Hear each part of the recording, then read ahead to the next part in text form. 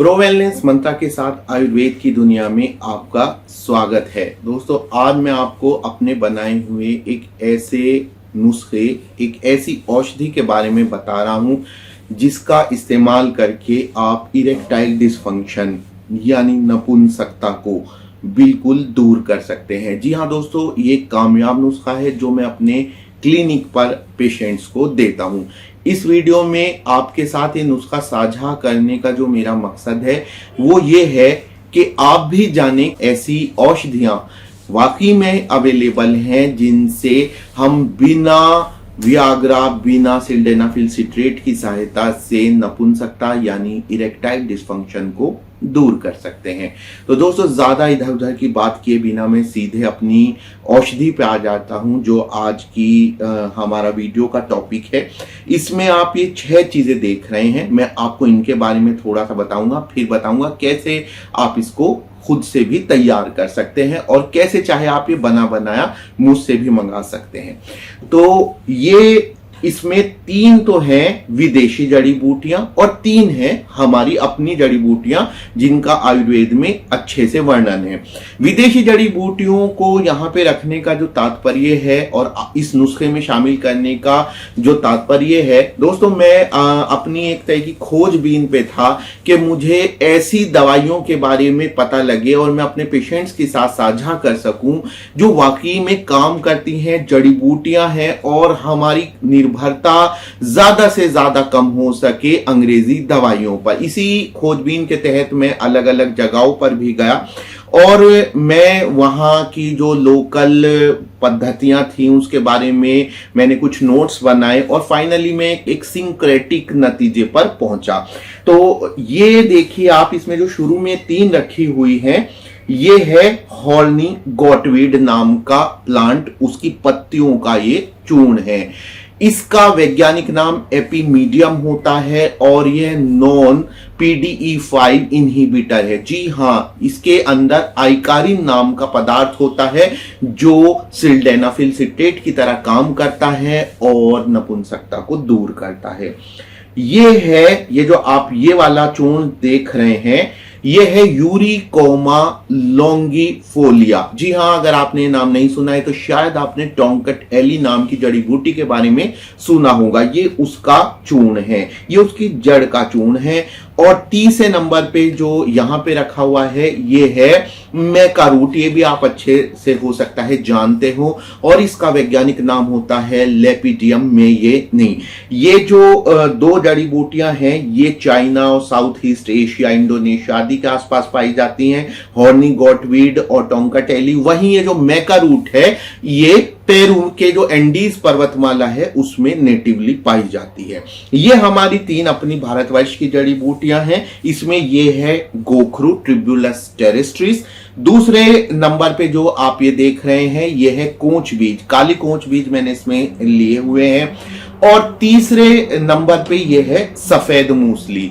तो गोखरू ट्रिब्यूलस टेरेस्ट्रिस, कोंच बीज, म्यूक्यूना प्रूरियंस और ये है सफेद मूसली एस्पेरेगस एडसेंडेंस। इनके वैज्ञानिक नाम बताने का तात्पर्य ये होता है ताकि किसी भी प्रकार की दुविधा मन में ना रहे और आप वाकई में जो जड़ी बूटी बताई जा रही है उस तक पहुंच सकें।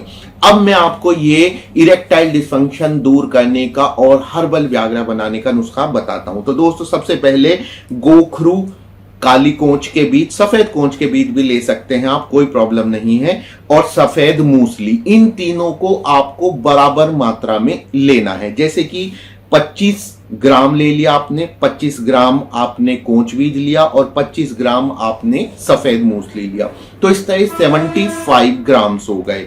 बाकी के 25 ग्राम में आपको इन तीनों को बराबर मात्रा में लेना है। यानी आप कह सकते हैं कि जितनी मात्रा इसमें से किसी एक की है उसकी 1/3 लेनी, यानी 25 ली है तो 8 ग्राम हमने लिया हॉर्नी गॉटवीड, 8 ग्राम लिया टोंकट एली और 8 ग्राम लिया हमने मैकारूट। तो कुल मिलाकर यह 100 ग्राम का नुस्खा हो गया जो हम स्टार्ट कर रहे हैं। इसके लिए हमें बाकी चीजों की जरूरत पड़ेगी घी की। गाय का घी हो तो ज्यादा अच्छा है, 100 ग्राम गाय का घी, और 100 ग्राम ही हमें चीनी चाहिएगी और 100 ml पानी। दोस्तों ये जो नुस्खा है ये आयुर्वेद के शास्त्रीय अवलेह क्रिया पर आधारित है। अवलेह को अगर हम संस्कृत में कहें तो इसका मतलब होता है लेह आस्वादने, यानी ऐसी चीज जिसको चाट कर खाया जाए।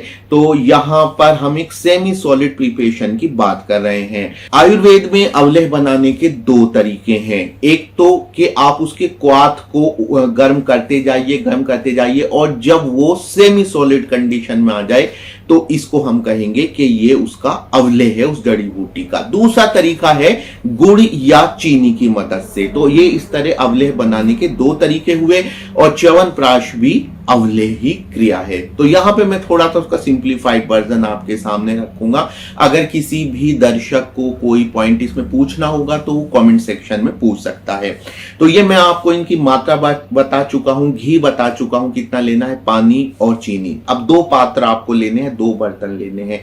एक बर्तन में आप 100 ml पानी लेंगे और उसमें 100 ग्राम चीनी डाल के उसकी चाशनी तैयार करेंगे। पानी थोड़ा सा ज्यादा भी ले सकते हैं, यानी ऐसा जरूरी फिक्स नहीं है कि 100 ml ही लेना है, आप 200 ml भी ले सकते हैं, लेकिन चीनी की मात्रा निश्चित रखिए 100 ग्राम ही आप उसमें चीनी और उसकी एक चाशनी जिसको पत भी कहते हैं वो तैयार कर लीजिए। दूसरी तरफ आपको घी में इन सभी औषधियों को भूनना है। घी आपको 100 ग्राम लेना है और जब इनको आप घी को पहले आप पात्र में घी लेंगे और उसको गैस स्टोव पर रखेंगे और वो पिघल जाएगा तो उसमें आप ये सारे चूर्ण डाल देंगे और उसको भून लेंगे तो एक पिष्ठी टाइप तैयार हो जाएगा। उसके बाद आप उसको पिष्ठी को अलग कर लेंगे, उतार लेंगे और ठंडा होने के लिए रख देंगे। अब ये दो अलग अलग द्रव्य हैं। तो आयुर्वेद की शास्त्रीय प्रक्रिया के अनुसार गर्म करते समय हमें चूर्ण को नहीं पानी में डालना है। तो इसलिए हमने आयुर्वेद का शास्त्रीय तरीका ही फॉलो किया है और इसमें हम क्या करते हैं कि जो पिष्ठी बनी है उसको हम पत में यानी चाशनी में न डाल के गैस के ऊपर उस पिष्ठी को रखेंगे, स्टोव पर, चूल्हे पर रखेंगे, भट्टी पर, और उसके अंदर हम पानी डालेंगे, ना कि पानी में पिष्ठी डालेंगे। पानी हम जरूरत के हिसाब से डालते जाएंगे, उसे पकाते जाएंगे और एक कंडीशन ऐसी आएगी पकते पकते कि उसमें हमने सारा पानी डाल दिया होगा और वो सेमी सॉलिड कंडीशन में चेंज हो जाएगा। यही हमारा अभीष्ट अवलेह है। दोस्तों ये पकने के बाद इस रूप में हो जाएगा, आप देख सकते हैं इस तरह से। ये इसको ऐसे करेंगे इसके तार भी खिंच जाएंगे जो कि, और ये खुरदुरा महसूस होगा। दोस्तों जैसे कि मैं बता चुका, खासतौर से मैंने आपको हॉनी गॉट वीट के बारे में बताया, लेकिन ये सभी 6 द्रव्य प्रमाणित रूप से इरेक्टाइल डिस्फंक्शन को दूर करते हैं। साथ ही ये न सिर्फ इरेक्टाइल डिस्फंक्शन को दूर करते हैं बल्कि ये जो इरेक्शन आने की पूरी मैकेनिज्म है उसमें पॉजिटिव वे में कंट्रीब्यूट करते हैं और इसके अलावा संभोग की इच्छा भी बढ़ाते हैं। अब बात करते हैं इसको खाना कैसे है। तो ये इस तरह से आपको ये जो अवलेह है हमारा ये मिल जाएगा, तैयार हो जाएगा। आपने घर पे बनाया है खुद से और चाहे तो आप मुझसे भी खरीद सकते हैं। खाने का तरीका पहले बता देता हूं कि कैसे इस्तेमाल करना है। तो 100 ग्राम का तैयार हो गया है। इसमें सुबह के समय नाश्ते के बाद आप इसके 3 से 5 ग्राम गुनगुने दूध से इस्तेमाल करेंगे और आप महसूस करेंगे अगले 3 दिन से लेके 1 हफ्ते के अंदर कि आपके अंदर ऊर्जा का संचार हो रहा है और आपको वाकई में लाभ हो रहा है। दोस्तों ये मैं खुद भी तैयार करता हूं अपने क्लिनिक पर और आप चाहें तो मुझसे ये 1 महीने का बना बनाया मंगा सकते हैं। इसके लिए आपको मेरी वेबसाइट पर जाना होगा। मेरी वेबसाइट जिसका नाम है prowellnessmantra.com या herbal10.com और इसका लिंक आपको वीडियो के डिस्क्रिप्शन बॉक्स में भी मिल जाएगा। तो दोस्तों उम्मीद है आज की वीडियो आपके लिए लाभदायक रही होगी। अगर आपको इन द्रव्यों के विषय में या आयुर्वेद के किसी भी पॉइंट के विषय में कुछ पूछना है तो आप मेरी वेबसाइट के माध्यम से मुझसे संपर्क कर सकते हैं। हमारा ये साथ ऐसे ही बना रहेगा। इसके लिए बस आपको मेरा चैनल सब्सक्राइब करना होगा। ऐसे ही आपसे मिलते रहेंगे। वीडियो देखने के लिए धन्यवाद।